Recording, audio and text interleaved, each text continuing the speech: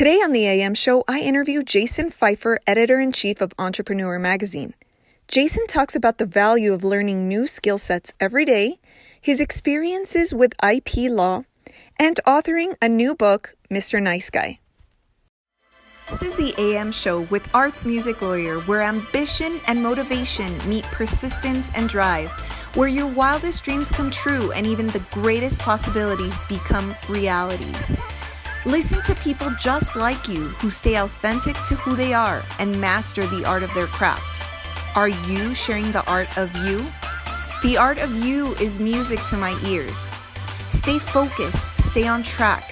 Create a new lifestyle with ambition and motivation. The AM Show. Hi, everybody. Welcome to another episode of the AM Show. Today, I bring you Jason Feifer, editor-in-chief of Entrepreneur magazine.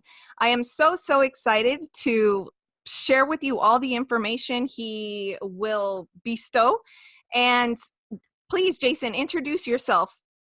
Okay. Hey, thanks for having me. I really appreciate it. My name is indeed Jason Feifer. I'm the editor-in-chief of Entrepreneur magazine. Very quick background on me. My background is really in media. So I was an editor at Fast Company, Maxim, Men's Health, Boston Magazine, newspaper reporter. I've written for about business and technology for the New York Times, Washington Post, Slate, others. I'm the host of two podcasts, Pessimist Archive and Problem Solvers, and a novelist. A novel I wrote with my wife just came out actually a few weeks ago, and I guess that's that now. And now I always love and what I spend almost all my time doing is speaking with entrepreneurs and helping them think through their businesses. Okay, so you just named a lot of stuff there. I mean, yeah. A laundry list almost. So tell us, of all those things that you do, what is your favorite? Oh, well, so I get my favorite. So there's a couple of different ways to look at it, right? Like my favorite thing in my career really has absolutely been working with entrepreneurs and the things that this job affords me, because every other job was just me writing and editing and interviewing people, and all that's fine and well, but I really found a community that I feel like I belong to in the world of entrepreneurship. So that has been extremely satisfying. But I have to say, just from a particular day to day, like what is it that if I could spend an hour doing something, what would it be doing? What would it be? It is actually something that I left out, which is speaking. So I do a lot of speaking now, traveling to conferences and speaking. And really, I love the direct connection that I get from speaking, which is something that you don't really get in any other way. I make a monthly magazine. It goes out to hundreds of thousands of people. I don't see them reading the magazine. I only know that they liked it if they happen to reach out to me. But when you're standing there on stage and you're talking to people, you can see their instant reaction. They come up to you right afterwards, and you build relationships that will stay with you for a long time. So of the speaking gigs that you have done, or I'm sure that even working for Entrepreneur, you have attended lots of events. What has been a really memorable story, either through another entrepreneur's experience or through someone's conversation with you directly, that has been very inspiring, or that has definitely just never left your mind? Well, so one of the first ones that comes to mind is not something I admit that I heard at an event, but it is someone who I met at an event.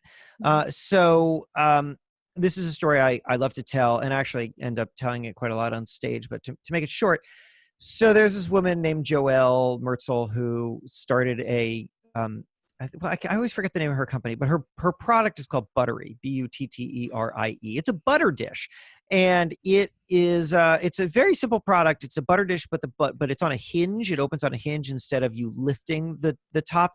And the reason for that is because it's made for butter that you're supposed to leave out, because you can leave butter out of the fridge. You don't actually have to refrigerate it, right. And that means that it's nice and warm and spreadable and stuff. But the problem is, of course, that if you have a butter dish that you just lift up, you'll end up bumping into the butter and you'll make a big buttery mess. So the hinge just enables you to not bump the butter, right? So that's fine and wonderful and not something that I would normally write about, because it's just this kind of random little product feature.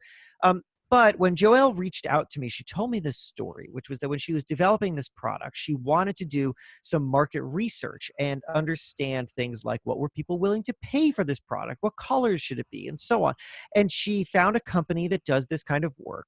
and asked them how much it would cost them to do this report. And they said $10,000. She didn't have $10,000, way too much money for her to be able to spend on something like this. And then she said no. And then she was trying to figure out how, okay, could she do this herself? And then it occurred to her that she could. She realized that whenever she went to the airport to just fly somewhere, if she had a flight somewhere, if she showed up 5 hours early, any amount of time early, she could walk around the airport and have access to people who have absolutely nothing better to do than answer questions about a butter dish. Like it's only, like they're sitting around there doing nothing. And amazingly, it's just a never ending supply of them. You could start at gate 1. And by the time you make your way to gate 8, gate 1 is full of new people. You can ask about butter dishes. So that's how she did her own market research. She just went around the airport for hours and hours and hours, presenting herself as just a surveyor, not as someone who made the product, just a surveyor. And she got everything that she needed. And I love that story. And then I met Joelle at an event that Entrepreneur did last year in California. And I love that story because I love how resourceful it is and how it shows you that everything around you, if you're an entrepreneur, you see that everything around you is really just an inactive opportunity waiting to be activated. And I think the thing that entrepreneurs do best is that they identify the things around them as more than just what they appear. Yes, as a matter of fact, I just heard you say in another interview that now that you are working for Entrepreneur, you have even had a mindset shift yourself, Yeah. kind of viewing everything either as an opportunity or not an opportunity. Right. So I thought that was very interesting because, most of the time people who are working for someone consider themselves a team member, but not necessarily as somebody who needs to take initiative on coming up with new ideas or exploring a new vision or a new option, a new path. So how does that tie into what you do for Entrepreneur and how you see yourself as an entrepreneur within the ecosystem that is owned by somebody else? Right.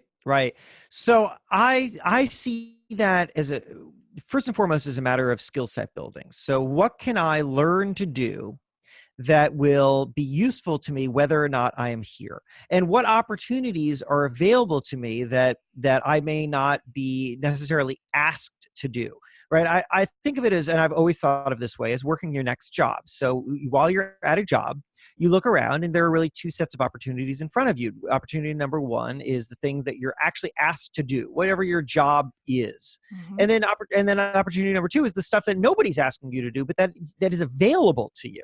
So for example, for me right now, nobody is asking me to go speak. I mean, aside from the people who are actually literally asking me, but like, it's not part of my job, right? Like when I was hired to do this, part of the job description is not go to conferences and speak. But that was an opportunity that turned out to be available to me. People are asking me to do that. Now, doing that benefits Entrepreneur, of course, because I go there and I represent Entrepreneur, the brand, and people can interact with me, and therefore they're interacting with the brand. It's good for Entrepreneur. But frankly, it's also just really good for me because I'm developing a skill set that will be useful to me no matter where I work or whether I work for someone else ever again, or if I only just work for myself. To know how to go on stage and present like that is a useful skill always. And so I'm always looking for those opportunities, and I've done that throughout my career, where you can find and develop skills, new skills that will make you more qualified to do something else in the future. And that those skills can be useful for your job now, and that's great. It's especially great because it means that you can do it on work time, right? Like I can consider it work to go to a conference and speak because I'm representing Entrepreneur. But frankly, I'm also building myself and I'm building skill sets that will be useful to me forever. So that's how I always approach it.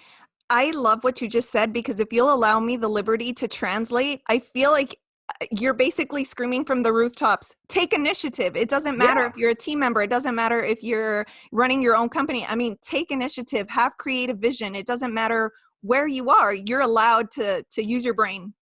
Yes, that's absolutely right. And I'm also just saying that you need to continue to grow. Like if you do not continue to add to your skill set base, then the only thing you will be qualified to do is the thing that you're already doing.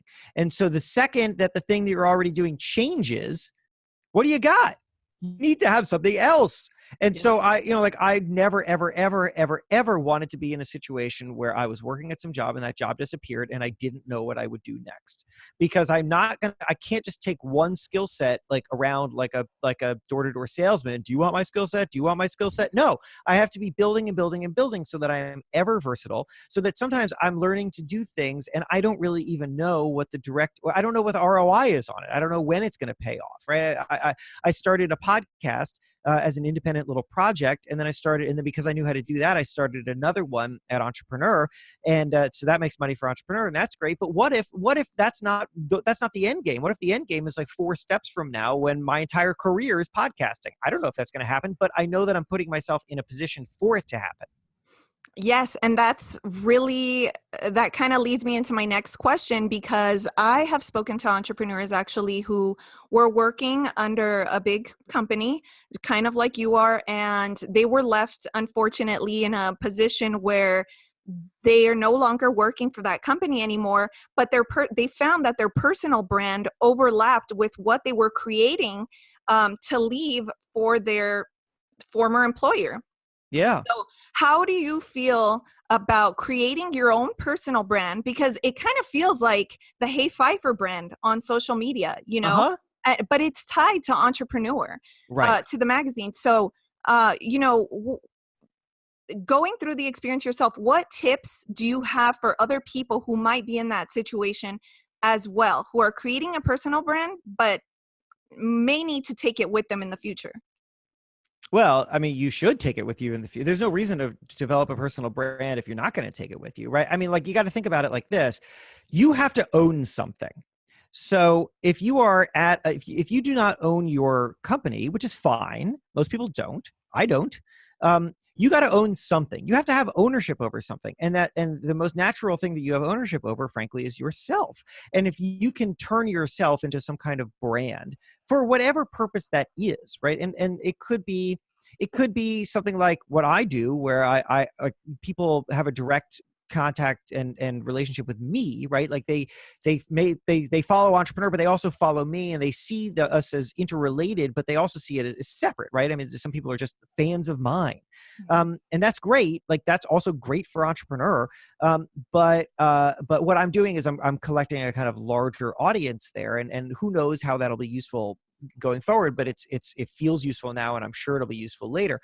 But you don't need to necessarily do that. You don't have to turn yourself into some kind of influencer if you don't want to, or if you don't feel like you should. But what I would suggest that you do is that you craft a public persona that projects what you are good at and what you are valuable at, and why people might want you on might want you on their team. Mhm. So, right, because if you have, let's say that you're I have no idea. You're an expert in interior design. Right. So maybe you can find some way to turn yourself into a personal brand where you have 100,000 people who are interested in interior design following you. That's cool. But you don't need that necessarily. You could just be really, really good at broadcasting your sensibility as an interior designer. And your Instagram is not, baby photos and nonsense, but it's a professional presentation of you and your vision. And your Twitter is showing that you are a very engaged member of that community and very knowledgeable in that space. And all of that is to say that the next time that somebody is looking to hire you, either for a project or to have you on their team in their company, they look at your social and they say, oh, I get this person. I see this person. This person is presenting in a way in which I totally appreciate that. I want them on my team. And that is personal brand too, right? Personal brand doesn't have to mean that you're Gary Vaynerchuk. Like, it could mean that you're just really, really well positioned for people to want to work with you. So I'm just curious, have you thought about how intellectual property plays into all of that, and how, it would change if you were on your own, and what would actually be yours? Yeah, that's a good question. So, I mean, yes and no. Right now, I don't worry about it a ton, because all of my writing for Entrepreneur is protected. I mean, it's not mine; it's Entrepreneur's, but it's covered by something. And the stuff that I do on social is, I see it. It can't be protected, right? Like I have one of my franchises on Instagram is these notebooks that I write these inspirational sayings in, and there's no way, you can't protect that. Obviously, it gets knocked off. I see it get knocked off all the time. But as far as I'm concerned, I have first mover advantage on it, right? Like I established that aesthetic. People recognize it as mine, and if other people want to knock it off, fine. But I got there first. And so that, like, what else can you do? But I do think about it for example, my podcast Pessimist Archive, which we're in the process of trademarking right now, because we want to own that mark and I want to own the IP and I want to build the IP out from that. Right now, that is a podcast, and a podcast that has a great, really engaged audience.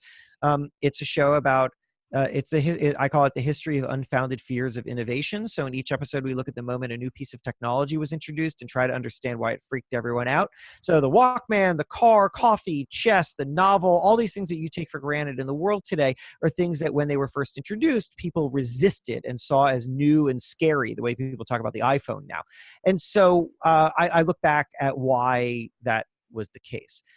I think that is a really, really scalable IP. I think that there are books there. I think there are tours there. I think there's maybe there's a TV show, there's a documentary series, whatever it is. I want to own that IP and make sure that that whole cut. Now, of course, like anything, somebody could come and knock off the concept, but again, first mover advantage. I have the established name. The name carries a lot of weight in a lot of circles now. So yay for me. So that's how, so I think of it in that way. And I don't know, and then I guess the only other way that I think about it right now that I can think of is that sometimes I will, when I go to speak and they have me sign some kind of speaker contract, sometimes the speaker contract tries to lay claim of ownership to the work that I do on the stage. So I always push back against that, because I'm not going to show up somewhere and give a talk, which is some version of a talk that I give before, and then like walk away and have some organization claim ownership of it. That's crazy. I find it just completely obnoxious that people even try to put that in their contracts. But I do think about it that way. So what do you do? Do you take a red pen with you everywhere you go and just scratch out the lines that you don't like? Yeah. Yeah. No, yes and no. I don't actually do that. What I do is I send an email back to the person who sent me the contract, and I highlight the thing that I object to, and I tell them my objection, and then I ask them to come back to me with something else. And they always do. I've never had somebody say no to that. And occasionally, I have been, and I realize this is slightly dangerous because I'm not a lawyer, but I'm largely just looking at it myself. But I do have a good friend who's an IP lawyer, and on occasion, if I'm looking at a paragraph and I feel like it's a little too tricky for my at this point experienced but not expert eyes, I'll have her take a look at it and tell me if she thinks it's problematic. Well, you said it. Yay for you. I'm excited. I'm excited that you contributed that much IP education, because I think that's a lot more than quite a few people can contribute to the conversation. So thank you. Yay, Jason. Yeah. It's important. I have many a personal objection to the way that every piece of information and idea can get locked down in this country. I find that to be ultimately bad for innovation. But the rules are the rules, and you either play by them or you get taken advantage of. So I'm very conscious of it. Well, and actually, my law school professor always used to say, if you never ask, the answer will always be no. And so I don't think that a lot of people know that you can actually carry a red pen with you or use the highlighting option in your email and say, I don't like this. So yes, that part is very important. I would say that's a tip for everybody else. That's true. I got to say, I've almost never been told no on a contract change. Never. Right. So because there are lots of other things that I will always object to in a contract. For example, if I'm speaking at an event, people will often have in their contract some form of social media promotion. They'll be like, you have to promote 3 times and I'm never agreeing to any of that stuff. I'm happy to promote, and usually if I'm speaking somewhere, I'll post about it on Instagram or whatever, but I am not going to be contractually obligated to do it. And so I always push back on that stuff. And people, they accommodate. They're sending you some boilerplate thing, and what they really want to do is just get you there to the event. And people, it turns out people are fairly accommodating. Very true. Okay, so what books are you currently reading, and what podcasts are you currently listening to aside from your own? Right, well, I do not really listen to my own. That would as only so by the time that I'm done with an episode, I've heard it enough.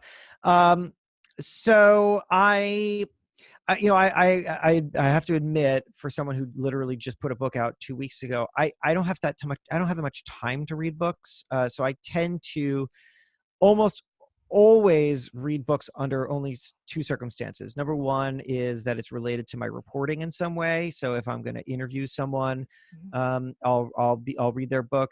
And number two is that it's a friend. So like the book that I'm currently reading, that I'm getting through very slowly, but it's really good, it's just I don't have time, is called The Lost Night by Andrea Bartz, I guess is the byline. And it's like a thriller set in Brooklyn, and it comes out next year, and I'm loving it. Podcasts, I listen to a bazillion podcasts. I'm really deep into podcasting now. In the business space, podcasts that I really love include The Pitch, which is that Gimlet show. It's kind of it's like Shark Tank but long form. I love Planet Money, which is an old standard. And Masters of Scale is a great business show. I don't listen exclusively to business shows. One of my favorites right now, a couple of them are The Dream, which is an investigation into multi-level marketing schemes, and also the new season of Serial has been amazing. An unbelievable, really important, deep look into the criminal justice system, and it's, as far as I'm concerned, 100% flaw. And then also Everything is Alive, which is interviews with inanimate objects. So they'll the episode I just listened to was a jack-o'-lantern, because it's around Halloween. And what they do, they just do a really good job of thinking through what the perspective on life and experience of life would be for this object. So and then they have a conversation with that object. So the grain of sand, a lamppost, a bar of soap. It's really clever. I love it. I haven't heard of that one, to be honest, so I think I'm going to put that on my list because you gotta I'm check it very out. curious now. Yeah. Everything is Alive. It's wonderful. I love it. Okay, so talk to us about your book. What was the inspiration for your book? Yeah, why did you do it? Why did you write it with your significant other? Mm-hmm. Tell us about it. Yeah, so my novel, it's called Mr. Nice Guy. It has absolutely nothing to do with like literally anything that we've just spent the last 20 minutes talking about. Yeah. It is a romantic comedy. The premise is that it's about two people who each week sleep together and then critically review each other's performance in a magazine. It is so it's set in the world of New York magazines, and it's it's about like ambition and relationships and honesty and and excess and egos, and it's lots and lots of fun, and it's drawn a lot from my and my wife's experience working in media and dating in New York. And so here's why we did it. So number one, the reason I was excited to do it goes back to the thing that I was telling you about earlier, which is that I'm always very focused on new skill sets and doing new things and adding to my kind of a repertoire. And so I wanted to be able to say that I was a novelist, and I wanted to try my hand at it, and maybe there's a good line of business there. And my wife is a novelist. This is her fourth book. This is my first. So the idea for this book came from me more than a decade ago. I at the time was doing a lot of freelance work, and I think I was still working at the newspapers. And anyway, I got an email one day from a then internet famous sex columnist who was looking for freelance writing advice. And so we ended up trading emails for about a year, totally professional, but it gave me the idea for this premise of these two columnists and I didn't know what to do with it. I tried to write it a number of times over many years, and I just couldn't get anywhere because I'm really not a fiction writer. And when my wife sold her most recent novel prior to this one, she asked me what I thought she should do next. And I said, why don't you just write my book? Like, write this idea. We both think it's funny. I'm never going to do it. I've tried. I failed. And she said, let's do it together. Because she liked the idea. She immediately saw how we could work together on it, because she's great at narrative and character development, and because I come from magazines, I know how to. I've been a magazine columnist many times. I know how to write columns, and the characters' columns are in the book. So we started working on it together. It took 3-something years to write, and then we spent about a year planning the marketing for it, and it was super, super fun. And so we're only about 2 weeks into the launch now, but we got a lot of really great support from a lot of people. Many of whom we spent a while very consciously developing relationships with, and then other people who came out of the blue, like Kevin Kwan, the author of Crazy Rich Asians, who just read the book and loved it and reached out and has been amazingly supportive. I mean, like, I was just emailing with him earlier today, and so, like, I'm just, we feel so lucky to have Kevin in our corner, and we sold the TV rights, which is really exciting.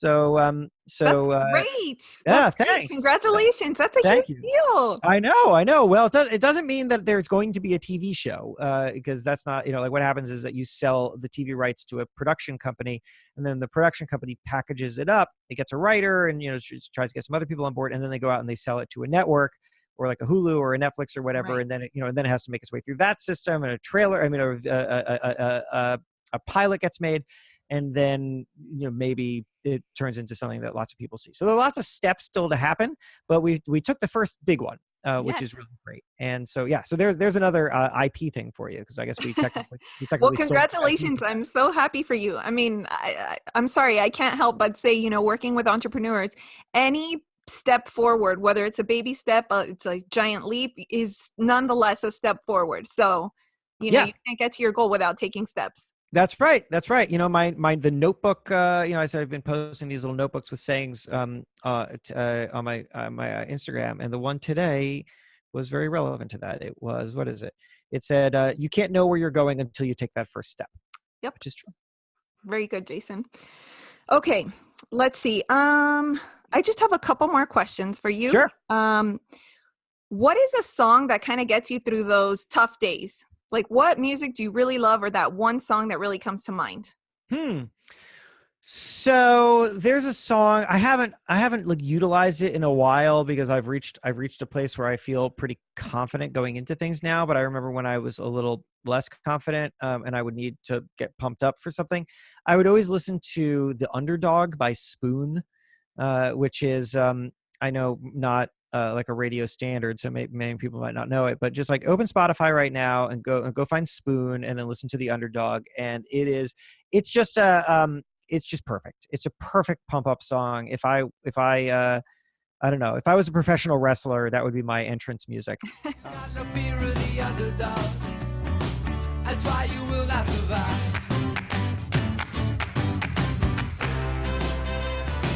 And I also just think it's really valuable to always think of yourself as the underdog. Like, you have to scrap, and you have to, you can't think that you own something. You have to think I always think about things as it's mine to lose. And so I always would rather think of myself as the underdog. And I very much was for a very long time. And because I started in journalism with no connections at all.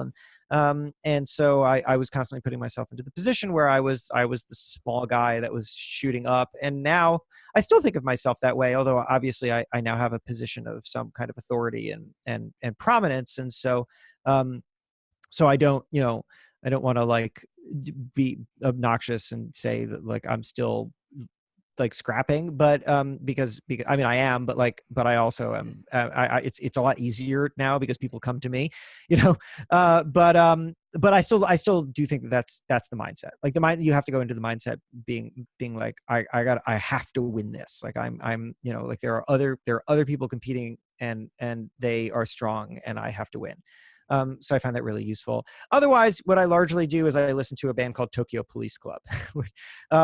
I used to be obsessed with music. I used to be the guy who like knew all the band members and all their biographies and like had memorized the lyrics to everything. And now I just don't have the time for like one of my time management tricks is simply just giving things up. So like, I gave up sports, I gave up pop culture largely. Like I have a lot of things to do and those just didn't take priority anymore. And so one of the things I've given up is really, is like just staying on top of new culture in any way. So like Tokyo Police Club is this band that I just found a long time ago and I really like. I don't know a thing about them, but whenever I'm looking to just like put something on in the background that's like fun, and like I was in a photo studio yesterday, having some photos taken of me for some stuff, and they asked me, do you want to put on any music? And I said Tokyo Police Club. It's just like it's my go-to. It's what I always use. It's a good like fun atmospheric music. Okay, can you sing a little bit from one of those songs? No, I can't. And I can't because I can't even pull it up in my head. No. And you know what? Here's the thing. I don't like, I used to, if we were talking 20 years ago and we were talking about Green Day, I could like then recite for you every single song word for word. I don't even know the lyrics to these songs. I've heard them a million times. I've listened to Tokyo Police Club almost exclusively for, at this point, maybe like 4 years. And I just don't know anything about them. And I can't think of a single song. But like, you know what I mean? Like, it's like Tokyo Police Club has become like this kind of weird air for me. Like I just sort of breathe it, but I don't think about it. Okay. Well, we're gonna play a small clip. Okay. So yeah. Once we send you this whole interview, you'll be able to see. I'll hear some. Yeah, it'll jog my memory. Yeah, for everybody. Yeah, exactly. For everybody to love Tokyo Police Club as much as you do. Turning into black and white. Underneath the swinging lights, barely awake, but I still got my stripes. Okay. So I think my last question is, who is your favorite entrepreneur? There are so many, influencers, big names out there, too many to name. I don't even want to name specifics, but I'm sure you know a couple. Who's your favorite one and why? Yeah, it's so funny. I mean, I get that question sometimes, and I think that the standard answer is to offer like one of the big ones, like a Jeff Bezos or a Steve Jobs. I have to say, I found the kind of godlike status that people put Steve Jobs onto to be extremely annoying. So I mean, I have this very fortunate role of having people just kind of come to meet me, and so I've gotten to know a lot of the people behind brands that I am interested in and enjoy and respect, and so then I get to know them on a personal level. And so let me just say one that jumps to mind immediately is Jonathan, the co-founder and CEO of Sweetgreen, which is a chain of like salad restaurants. So he was just one of the many people who kind of came in for a meeting with me, and then we just kind of hit it off. And so now whenever he's in New York, or I don't know every time he's in New York, but often when he's in New York, he reaches out and we grab coffee or something. And so what I really like about him is how complete, and I just think this is so important for every entrepreneur, is just how completely open he is about like concerns and failures and how they're just like figuring it out as they go. Like we had last time we got together, we had a conversation about how we both have to remind ourselves to step back and just like appreciate the position, right? Because he's like expanding this successful restaurant company, but that it's hard work and there's a lot of stress involved, and and I'm running this magazine and it's hard work and there's a lot of stress involved, and sometimes you get so bogged down into the day-to-day concerns that you forget like you actually have like one of the coolest seats in the house, right? Like you're running an amazing hot startup, or you're running an awesome magazine. Like you have to remember that, like wherever you are, if it's really worth kind of stepping back and remembering that, like that you have an amazing view from wherever it is that you are, and you should be appreciative of that. And also he had told me the story that I put in the magazine about do you know what a 360 review is? No. So a 360 review is something that executive coaches will do sometimes with their clients. They will interview. So Jonathan has like an executive coach, and he will. So the executive coach asked to do a 360. A 360 means that the coach interviewed like 17 people close to him. So his mom, his co-founders, his direct reports, like all these people about him, about his leadership abilities, about where he succeeds, where he fails, and then put together this huge report and then presented it to him. And then he had to go around to all of these people and talk about the report with them. And it's just like excruciating, right? I mean, that just, could you imagine having all these people around you interviewed about what you're good and bad at, and then having that report presented to you? It's like, it's brutal. But he did it, and I love the reason that he did it, which was that he's really committed to growing as an executive, and so he saw this as useful. And one of the most valuable things that came out of it was that he found that he wants his team to be willing to try and fail at things, because if your team is afraid to fail, then your team is never going to try anything big, and they're never going to take the kinds of risks that really move a company forward. But you need to as a leader, you need to model that for people. Like if you don't show yourself as human and capable of failure, then your team will never want to fail either. And so to go through something like that, where he has to confront and be open about his challenges and his own failings, emboldens his team to embrace their own as well. So he ended up finding that, like, by doing something that was very vulnerable, he was modeling something very important for his team. And I thought that was great. So I could go on and on and on with like relationships that I've developed like that, where once you sit down and you talk to someone who's at, I mean, this is just, you'll get this over and over and over again. You sit down and you talk to people behind very impressive companies, and they will all, if they're being honest with you, admit to you that they don't entirely know what they're doing, right? Like everybody is figuring it out as they go. Everybody. And the only difference is whether they're willing to admit that or not. And so I am always drawn to the people who are willing to admit that. I love that. I actually posted something on my Instagram recently about Mark Zuckerberg saying the same thing. He had no idea what he was doing, but he just kept going. And so now look. Right. That's right. So, okay, well, I don't know if you know this, but I want to let you know that some of the things I appreciate about you is and it probably has to somewhat do with being a lawyer, but you are extremely articulate. And I feel like you have a very good way of translating whatever is in your brain onto paper and even vocalizing it. Thank you. So I love that. You're very articulate and precise. I love that. Thanks. I'm sure that probably bodes really well for your job too. Yeah, I mean, it comes out of a career of doing that. But I'll tell you another thing. I mean, one of the most valuable experiences that I had that led me to be able to do this, I think, of all things, weirdly, was working at Men's Health, which I did for about 3 years, because Men's Health is a service magazine, and service in journalism means it's like advice. Like, if you're reading something and it's directed at you, it's you should do this, or giving you tips, that's service. We call that service. I don't really like service as a reader. I don't really want something to tell me what to do. But as a creator, I found it to be a really useful model of how to think about something. So, I don't know if you noticed, but I mean, well, I guess you sort of did, because you just said that, but I try, every time that I'm telling some story, I try to find like the lesson in it and then turn it back towards the listener or the reader or whatever, so that there's some takeaway, because I know that you, listener, right now do not actually care about me. You care about what you can learn from me. And that's fine. That's what we all want, right? We all want to understand how people are successful so that we can take some of that success and implant it in ourselves. So I want to make sure that I'm paying off on that and being useful to people, because it's never really, I mean, whenever you're meeting with someone, it's never really about you. It's always about them. And that's fine, because as long as you understand them and understand what they need, you can deliver that, and then you'll get what you want too. But you should always be mindful of it.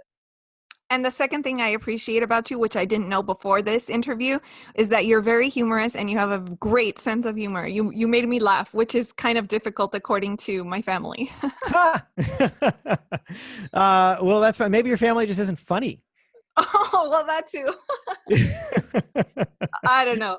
In any case, I want to thank you so much for being on the show. I loved having you. I really wish I could just jump up and down right now. I'll just leave this in its place.